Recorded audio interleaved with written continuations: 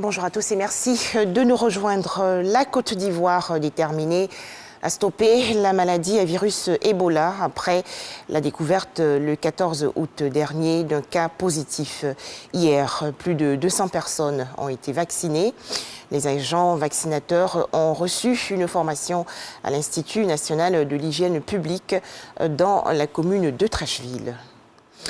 Toujours en images, direction Abengourou, dans la région est du pays, où s'est tenue la 17e journée scientifique de la Société des infirmiers diplômés d'État.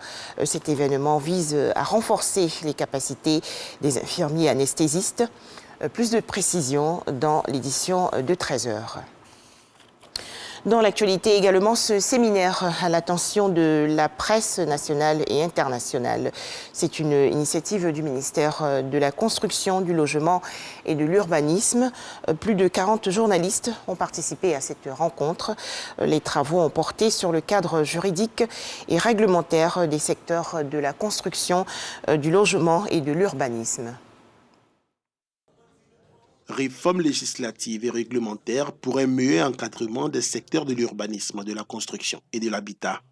C'est le principal thème qui a sanctionné cette journée intense de formation et d'information. À tour de rôle, les directions du domaine urbain, de la simplification et de la sécurisation des actes, ainsi que celles des affaires juridiques et du contentieux, ont expliqué à la presse les réformes entreprises par le ministère.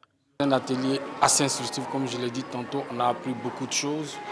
D'abord pour nous journalistes, ça nous permet justement de mieux appréhender la question justement des conflits fonciers qu'on est amené à gérer justement dans le cadre de l'exercice de notre métier. Dans le cadre de la formation, on s'est rendu compte que pour la construction d'un immeuble, il y a plusieurs acteurs qui rentrent en ligne de compte. Et aujourd'hui, il se trouve que certains promoteurs usent de certaines astuces pour contourner la loi.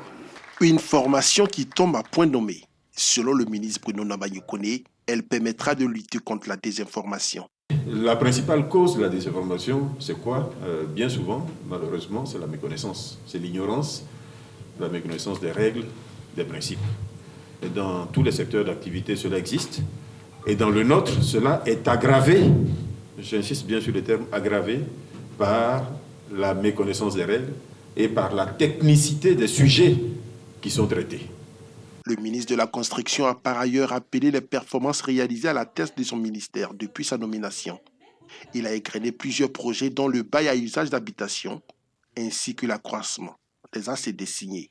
En 2020, nous avons signé au niveau ministériel plus de 17 000 ACD, là où la moyenne était de 5 500 ACD au cours des 5 années précédentes, c'est-à-dire depuis la réforme de l'ACD. Je vous invite à faire en sorte que nos populations aient désormais recours, ou systématiquement recours à ce contrat de bail type élaboré et mis sur le marché par le ministère. C'est un document qui est authentique, c'est un document qui est sécurisé. Nous avons voulu faire un prix forfaitaire qui est le même sur l'ensemble du territoire ivoirien. Ce prix, c'est 5 000 francs.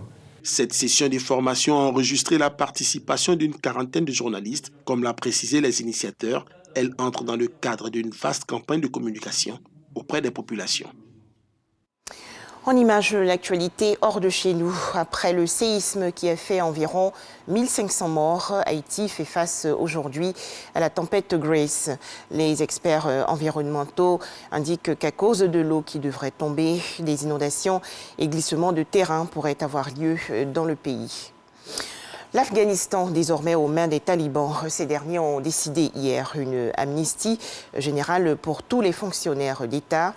Les talibans les exhortent aussi à reprendre le travail. Le mont Merapi, le volcan le plus actif parmi les quelques 120 que compte l'Indonésie, est entré en éruption hier, laissant surgir sa plus forte coulée de lave depuis plusieurs mois. Pour terminer, la Coupe d'Afrique des Nations 2022, qui seront les adversaires des éléphants de Côte d'Ivoire pendant la phase de poule. Le tirage au sort de la CAN 2022 va se dérouler aujourd'hui à Yaoundé, au Cameroun. À cette occasion, les 24 pays qualifiés, dont la Côte d'Ivoire, seront répartis dans les différents groupes. Voilà, merci de nous avoir suivis. À 13h, le journal.